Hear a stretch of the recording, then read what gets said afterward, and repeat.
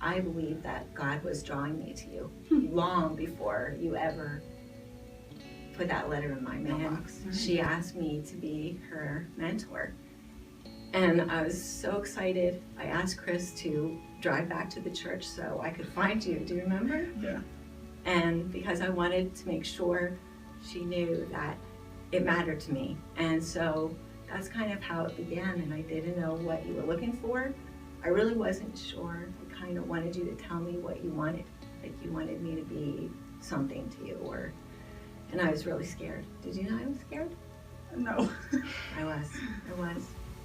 And it seemed like I would kind of plan for it to go a certain way, and something would happen in school, and you just really wanted somebody to listen to you. I remember one of your classmates committed suicide, and it was a really hard day, and you just needed somebody to listen to you, and I was praying together for things that really mattered to you. Yeah. That I think was the most important thing that we did for each other. Struggling really with, did I even really want to do the Christian life thing? Did I really want to engage in taking the time that it takes to live a sanctified life and to embrace salvation? Like you said, just embrace it as my own and take it on its full shape. Seriously, though, like, praise God you didn't stop mentoring me when those trials came, or when it was difficult, or when I was making it hard. Because sometimes, I'm not gonna lie to you, sometimes I made it hard.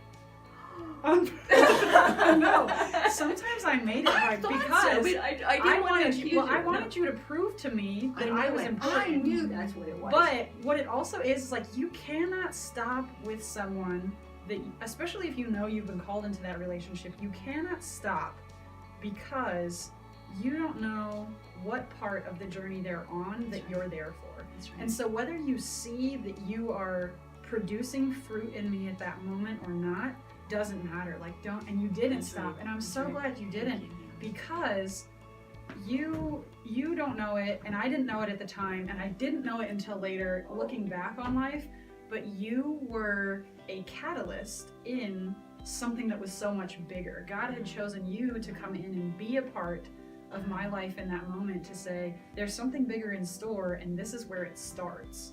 And so looking back, like now especially, I can look in hindsight and look back at the big picture and say, God brought Cheryl and I together by chance, talking about cameras and puppets in a 2s and 3s classroom, which I have like never helped out in since. I didn't think so, but I was so happy you were I have there. like never helped out in since. And he stepped in and said, you don't trust people, but we're gonna get there. And so just that whole process, what I realized is, through my discipleship relationship, my natural talents and abilities were almost like awakened, so to speak. So I came through and started to understand myself better. I reached out and started to trust somebody who kind of kicked me off and put me on that launching pad, so to speak, to like really grow and develop who I am as a person.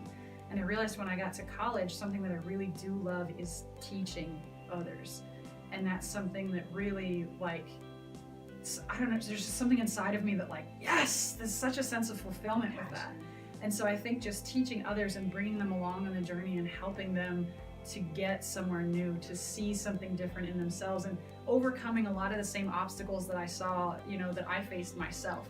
And so coming through and saying, I struggled with identity, I struggled with trust, I struggled with building relationships, I struggled with all of that, and bringing them along and saying, I've been there, I want you to see what I know, I want you to come where I've been. And so just taking that truth and really being able to install it in them and saying, this is where you can be, this is what you can feel, this is what you can hope for. So I think all of that to say, out of a discipleship relationship, it might not have directly been looking back and saying, yeah, the relationship I had is what kicked me off, but knowing that through that, that's kind of where I was able to discover my love for teaching and my desire to see others come up and have that same sense of fulfillment, that same sense of hope and peace and joy and excitement to come through that and to be growing constantly. As women, we are growing and learning and gaining wisdom, and we don't get to just keep it to ourselves. We need to pass that on, and it keeps being passed on. Whatever you learned, you're going to pass on to someone else too. Yes, we have a responsibility, and we need to take it seriously.